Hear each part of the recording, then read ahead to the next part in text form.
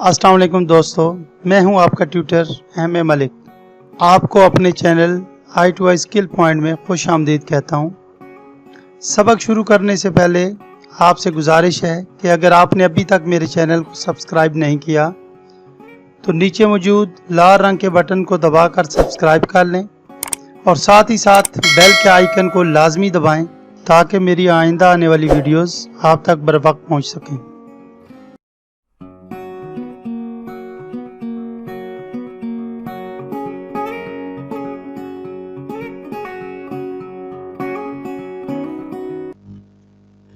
जी तो दोस्तों, MS word के एक और लेसन के साथ हाजिर खिदमत हूँ। उम्मीद करता हूँ कि आप सब लोग अपना लेसन अच्छी तरह रिवाइज कर रहे होंगे। तो जल्दी से ओपन कर लेते हैं MS वर्ड को। दोस्तों, लास्ट लेसन में हमने टेबल लेआउट से मुताल्लिक कुछ पढ़ा था। आज इसलिए हम एक टेबल क्रिएट कर लेते हैं। टेबल क्रिएट करने के बाद लेआउट टेबल में आते हैं। तो आज जिस टॉपिक के बारे में हमने पढ़ना है वो ये 3 टॉपिक हैं, यानी ड्रा टेबल, इरेजर और डिलीट।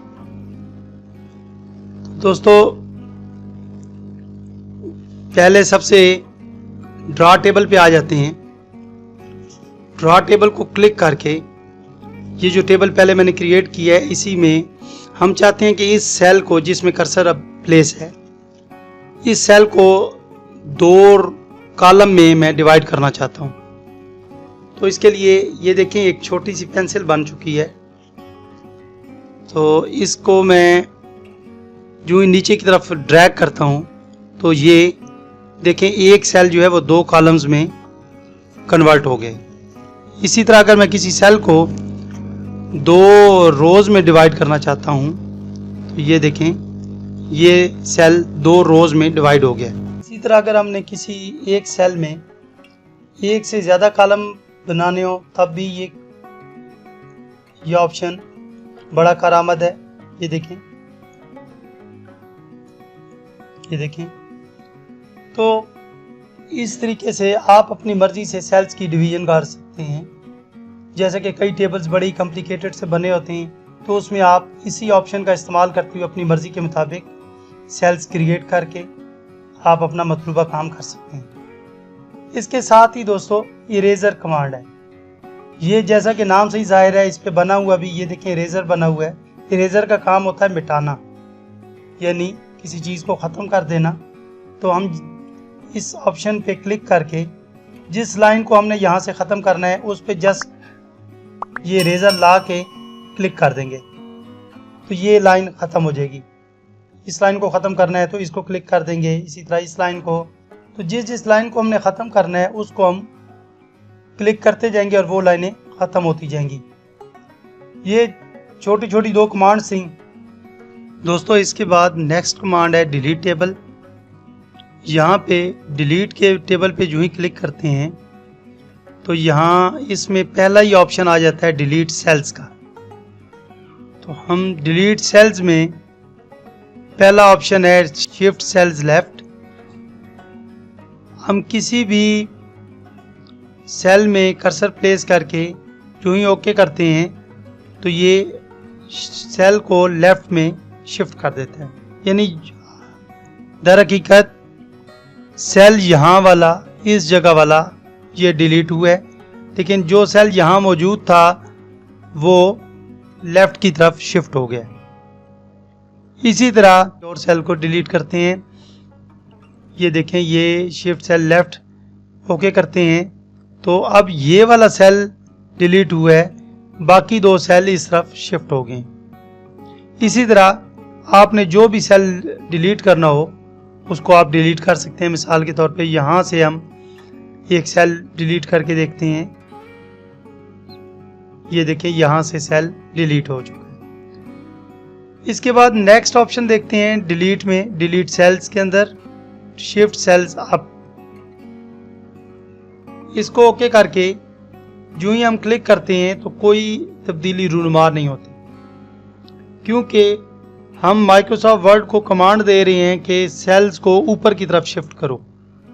तो अब यहाँ पे ऑलरेडी कोई एम्प्टी स्पेस है ही नहीं, तो वो किस चीज़ को फिल करने के लिए सेल्स को ऊपर शिफ्ट करे। तो इसके लिए ज़रूरी है जहाँ एम्प्टी स्पेस हो, मिसाल के तौर पे इस जगह देखें, ये एम्प्टी स्पेस है, इसको फिल अप करने के लिए ये सेल को ऊपर शिफ्ट कर सकता है, लेकिन नीचे भी सेल ऑटोमेटिकली क्रिएट कर देगा। लेकिन एक और चीज़ यहाँ ध्यान रखने की ये है कि ये लास्ट लाइन में जो सेल्स होते हैं इनको फिलअप नहीं करता। यानी आप अगर इस सेल को डिलीट करके फिर कहें शिफ्ट सेल्स अप हो तो वो नहीं होगा। दरमियान का कोई सेल डिलीट होने की वजह से अगर कोई एम्प्टी स्पेस रह गई हो तो वो ज़रा बुरी लग रही होती है, उसको माइक्रोसॉफ्ट वर्ड में ये ऑप्शन है कि उसको हम फिलअप कर सकते हैं। मिसाल के तौर पे इस जगह को फिलअप करने के लिए हम इस ऊपर वाले कॉलम में, इस ऊपर वाले सेल में कर्सर को प्लेस करते हैं, डिलीट ऑप्शन में जाके यहाँ डिलीट सेल्स में शिफ्ट सेल्स अप करते हैं और ओके करते हैं। तो ये आप देखें यहाँ पे खाली जगह की बजाय अब एक सेल इंसर्ट हो गया है और नीचे वाला सेल भी बरकरार रहा है। तो ये मैं आपको बता चुका हूँ कि ये खाली जगह को फिल अप करने के लिए माइक्रोसॉफ्ट वर्ड में ये ऑप्शन दिया गया है, लेकिन लास्ट रो फिल अप नहीं होगी। जैसे अब ये जगह खाली है और मैं यहाँ कर्सर प्लेस करके जो ही डिलीट सेल्स में शिफ्ट सेल्स अप करूँगा तो यहाँ पे कुछ नहीं होगा, क्योंकि लास्ट लाइन फिल अप नहीं होती। इसके बाद आगे चलते हैं, डिलीट सेल्स में डिलीट इंटायर रो। अगर मैं इसको क्लिक कर देता हूं तो पूरी की पूरी रो डिलीट हो जाएगी। पहले हम इसको वाज़े करने के लिए इस पूरी रो को कोई एक कलर कर देते हैं। ये मसला हमने कलर कर दिया। अब इसी रो को मैं डिलीट करूंगा।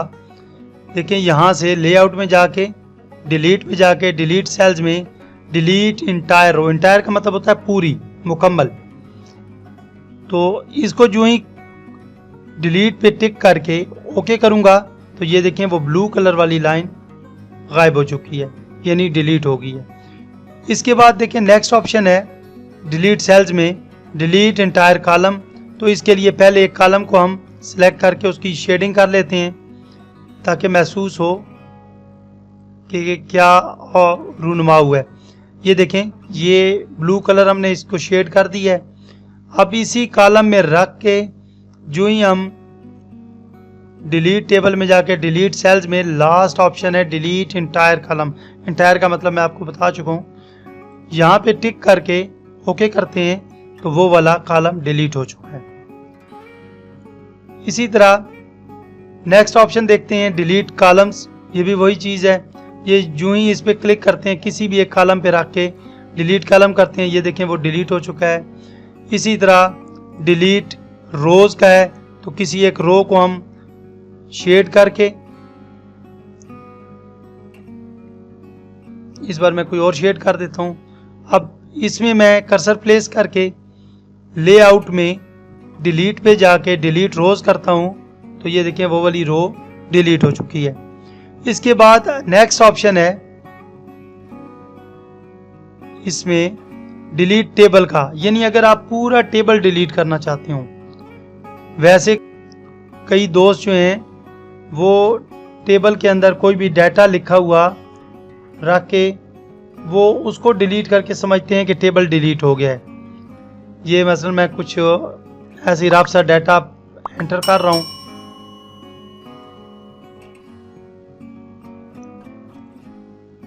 अब जैसे इसको मैं डिलीट करता हूँ, ये पूरे टेबल को सिलेक्ट करके, तो ये मैंने इसको डिलीट कर दिया।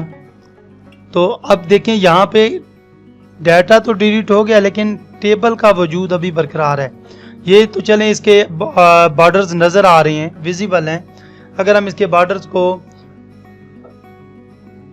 हाइड कर देते हैं, यानी बॉर्डर्स में जाके डिज़ाइन में जाके यहाँ से बॉर्डर्स को नो बॉर्डर कर दें, और अब जब हम इसको डिलीट करेंगे तो ये मत समझें कि ये टेबल डिलीट हो गया, क्योंकि यहाँ पे ये प्लस का निशान आपको विजिबल हो रहा है।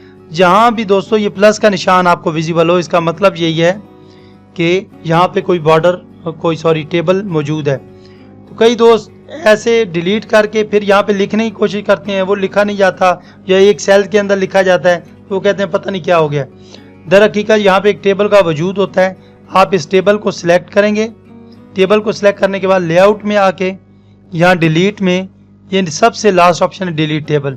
जब यहाँ क्लिक करेंगे तो अब ये टेबल डिलीट हो चुका है। अब आप इस पे कोई भी चीज़ लिख सकते हैं इजीली।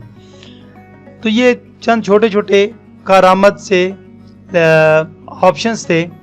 अब उम्मीद करता हूँ कि ये आपको समझ आ गए होंगे।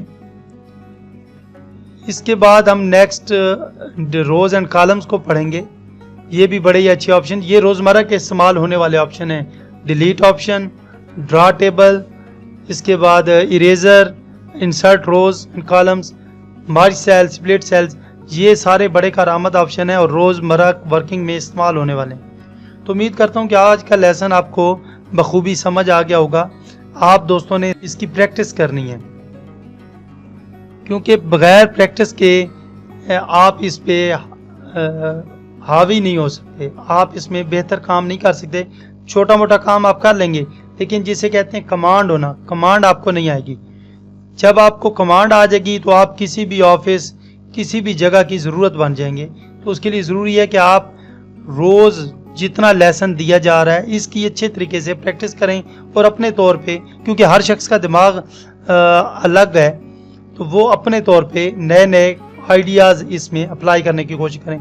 मेरे पास 10 से 20 मिनट में जितना वक्त होता है उसमें जो आइडिया मेरे जहन में आ रहा होता है मैं फ़ौरन आपको बता रहा होता हूँ। लेकिन वर्किंग के दौरान आपको नई नई चीज़ें सीखने को मिलेंगी, आप इस पे जितना तजर्बात करेंगे। तो दोस्तों उम्मीद करता हूँ कि आप सब मेरी बातों पर अमल करते हुए इसकी प्रैक्टिस करेंगे। नेक्स्ट लेसन के साथ एक बार फिर हाजिर हूँगा। अपना बहुत सा ख्याल रखिएगा। तब तक के लिए अल्लाह निगहबान।